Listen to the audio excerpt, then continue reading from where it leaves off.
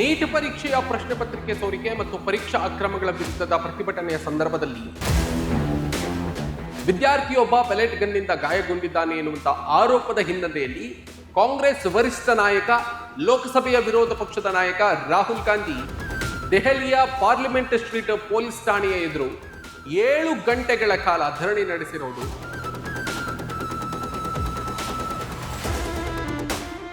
ಕೇವಲ ಒಂದು ಪೊಲೀಸ್ ಪ್ರಕರಣಕ್ಕೆ ಸಂಬಂಧಿಸಿದಂತಹ ಘಟನೆ ಅಂತ ನೋಡೋದಕ್ಕೆ ಸಾಧ್ಯ ಇಲ್ಲ. ಇದು ಪ್ರತಿಭಟನೆ ನಡೆಸುವ ಹಕ್ಕು, ಪೊಲೀಸ್ ಅಧಿಕಾರದ ಬಳಕೆ ಮತ್ತು ಆಡಳಿತದ ಉತ್ತರದಾಯಿತ್ವದ ಕುರಿತಾದಂತಹ ದೊಡ್ಡ ಪ್ರಶ್ನೆಗಳನ್ನ ಎತ್ತಿತು. ಪ್ರಜಾಪ್ರಭುತ್ವದಲ್ಲಿ ಪ್ರತಿಭಟನೆ ಎನ್ನುವುದು ಅಪರಾಧ ಅಲ್ಲ. ಸರ್ಕಾರದ ನೀತಿಗಳ ವಿರುದ್ಧ ಧ್ವನಿ ಎತ್ತೋದು, ಪರೀಕ್ಷಾ ವ್ಯವಸ್ಥೆಯ ವೈಫಲ್ಯವನ್ನ ಪ್ರಶ್ನಿಸೋದು ಮತ್ತು ವಿದ್ಯಾರ್ಥಿಗಳ ಪರವಾಗಿ ಬೀದಿಗೆ ಇಳಿಯೋದು ನಾಗರಿಕ ಹಕ್ಕಿನ ಭಾಗ.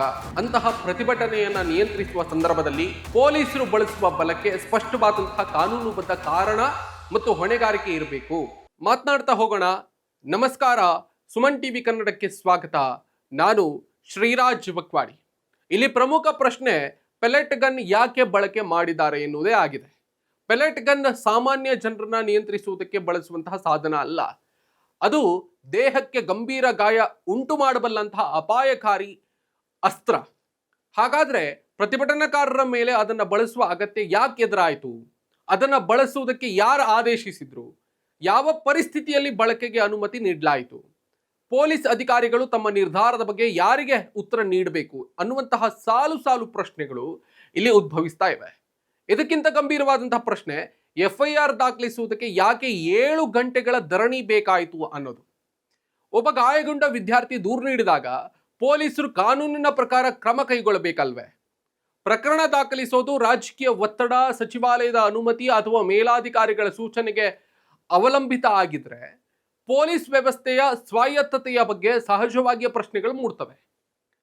ರಾಹುಲ್ ಗಾಂಧಿ ಆರೋಪಿಸಿರುವಂತೆ ಮೇಲಿನವರ ಒತ್ತಡದಿಂದ ಆರಂಭದಲ್ಲಿ ಪ್ರಕರಣ ದಾಖಲಿಸದಿದ್ರೆ ಅದು ಇನ್ನಷ್ಟು ಗಂಭೀರ ವಿಚಾರ. ಯಾಕಂದ್ರೆ ಇಲ್ಲಿ ಈ ಪ್ರಶ್ನೆ ಕೇವಲ ಒಬ್ಬ ವಿದ್ಯಾರ್ಥಿಯ ಗಾಯದ ಬಗ್ಗೆ ಮಾತ್ರ ಅಲ್ಲ, ಅಧಿಕಾರದ ವಿರುದ್ಧ ದೂರು ನೀಡುವ ಸಾಮಾನ್ಯ ನಾಗರಿಕನಿಗೆ ನ್ಯಾಯ ಪಡೆಯುವುದಕ್ಕೆ ರಾಜಕೀಯ ಹಸ್ತಕ್ಷೇಪದ ಅವಶ್ಯಕತೆ ಇದೆಯೇ ಎನ್ನುವುದಾಗಿದೆ. ಅದೇ ಸಂದರ್ಭದಲ್ಲಿ ರಾಹುಲ್ ಗಾಂಧಿ ಅವರ ಧರಣಿಯನ್ನ ಕೇವಲ ರಾಜಕೀಯ ನಾಟಕ ಅಂತ ತಳ್ಳಿ ಹಾಕುವುದು ಸಮಸ್ಯೆಯ ಮೂಲವನ್ನ ಮರೆಮಾಚುತ್ತದೆ.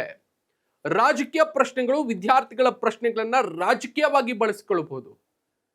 ಆದರೆ ಅದರಿಂದ ವಿದ್ಯಾರ್ಥಿಗಳ ಸಮಸ್ಯೆ ಅಸತ್ಯ ಆಗೋದಿಲ್ಲ. ಪ್ರಶ್ನೆ ಪತ್ರಿಕೆ ಸೋರಿಕೆ, ಪರೀಕ್ಷಾ ಅಕ್ರಮ, ನಿರುದ್ಯೋಗ ಮತ್ತು ಶಿಕ್ಷಣ ವ್ಯವಸ್ಥೆಯ ವಾಣಿಜ್ಯೀಕರಣದಿಂದ ಈಗಾಗಲೇ ಅಸಮಾಧಾನಗೊಂಡಿರುವಂತಹ ಯುವ ಜನತೆಯ ನಡುವೆ ಇಂತಹ ಘಟನೆಗಳು ವ್ಯವಸ್ಥೆಯ ಮೇಲಿನ ನಂಬಿಕೆಯನ್ನ ಮತ್ತಷ್ಟು ಕುಂದಿಸ್ತವೆ. ನೀಟ್ನಂತಹ ರಾಷ್ಟ್ರೀಯ ಮಟ್ಟದ ಪರೀಕ್ಷೆ ಕೋಟ್ಯಾಂತರ ವಿದ್ಯಾರ್ಥಿಗಳ ಭವಿಷ್ಯಕ್ಕೆ ಸಂಬಂಧಿಸಿದೆ. ಒಂದು ಪ್ರಶ್ನೆ ಪತ್ರಿಕೆ ಸೋರಿಕೆ ಅಂತಂದ್ರೆ ಕೇವಲ ಪರೀಕ್ಷಾ ಅಕ್ರಮ ಅಲ್ಲ, ಅದು ವರ್ಷಗಳ ಕಾಲ ತಯಾರಿ ನಡೆಸಿದಂತಹ ಪ್ರಾಮಾಣಿಕ ವಿದ್ಯಾರ್ಥಿಯ ಅವಕಾಶದ ಮೇಲೆ ನಡೆಯುವಂತಹ ದಾಳಿ.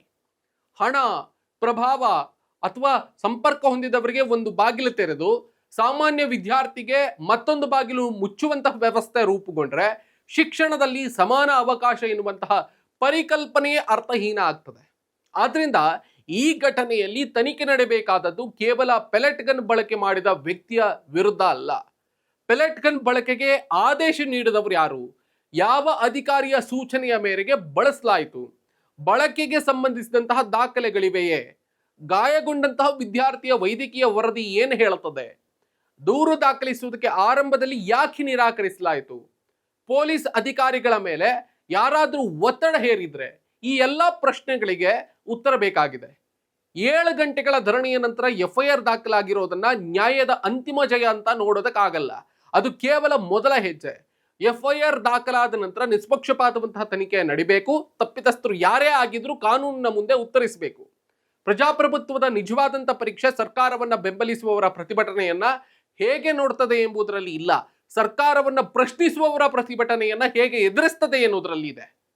ವಿದ್ಯಾರ್ಥಿಗಳು ಪ್ರಶ್ನೆ ಕೇಳಿದಾಗ ಅವರ ಕೈಗೆ ಪೆಲೆಟ್ ಗನ್ ಉತ್ತರ ಆಗಬಾರದು. ಅವರ ಪ್ರಶ್ನೆಗೆ ಸರ್ಕಾರದ ಉತ್ತರ ಬೇಕು. ಇನ್ನು ನೀಟ್ ಪರೀಕ್ಷೆ ಪತ್ರಿಕೆ ಸೋರಿಕೆ ವಿರುದ್ಧದ ಹೋರಾಟದ ಮಧ್ಯೆ ನಡೆದಂತಹ ಈ ಘಟನೆ ಮತ್ತೊಂದು ಮೂಲಭೂತ ಪ್ರಶ್ನೆಯನ್ನ ನಮ್ಮ ಮುಂದೆ ಇಡ್ತದೆ. ನ್ಯಾಯ ಪಡೆಯುವುದಕ್ಕೆ ಸಾಮಾನ್ಯ ನಾಗರಿಕ ಪೊಲೀಸ್ ಠಾಣೆಯ ಬಾಗಿಲು ತಟ್ಟಿದ್ರೆ ಸಾಕೆ, ಅಥವಾ ಅವನ ಪರವಾಗಿ ಒಬ್ಬ ಪ್ರಭಾವಿ ರಾಜಕಾರಣಿ 7 ಗಂಟೆಗಳ ಕಾಲ ಧರಣಿ ಕುಳಿತುಕೊಳ್ಬೇಕೆ? ಈ ಪ್ರಶ್ನೆಗೆ ಸರ್ಕಾರವು, ಪೊಲೀಸ್ ವ್ಯವಸ್ಥೆಯು ಮತ್ತು ಪ್ರಜಾಪ್ರಭುತ್ವದ ಸಂಸ್ಥೆಗಳು ಕೂಡ ಉತ್ತರಿಸಬೇಕಾಗಿದೆ ಅಂತ ಅನ್ನಿಸ್ತಾ ಇದೆ. ಈ ಬಗ್ಗೆ ನಿಮಗೇನು ಅನ್ನಿಸ್ತತೆ? ಕಮೆಂಟ್ ಮಾಡಿ ತಿಳಿಸಿ. Thank you so much. ಇವರೆಗೆ ಈ ಒಂದು ಸ್ಪೆಷಲ್ ಎಕ್ಸ್ಪ್ಲೇನರ್ ಅನ್ನು ನೋಡಿರೋದಕ್ಕೆ ಮತ್ತು ಕೇಳಿರೋದಕ್ಕೆ ನಾನು ನಿಮ್ಮಲ್ಲಿ ಒಂದು ರಿಕ್ವೆಸ್ಟ್ ಮಾಡ್ಕೊಳ್ತೀನಿ. ನೀವಿನ್ನೂ ಕೂಡ ಸುಮನ್ ಟಿವಿ ಕನ್ನಡದ ಸಬ್ಸ್ಕ್ರೈಬರ್ ಅಲ್ಲದೇ ಇದ್ರೆ ಈ ಕೂಡಲೇ ಸಬ್ಸ್ಕ್ರೈಬ್ ಮಾಡ್ಕೊಳ್ಳಿ. ಆ ಮುಖೇನವಾಗಿ ನಮ್ಮ ಎಲ್ಲ ಕಂಟೆಂಟ್ಗಳು ನಿಮ್ಮನ್ನ ಶೀಘ್ರದಲ್ಲೇ ತಲುಪುತ್ತೆ. Thank you so much.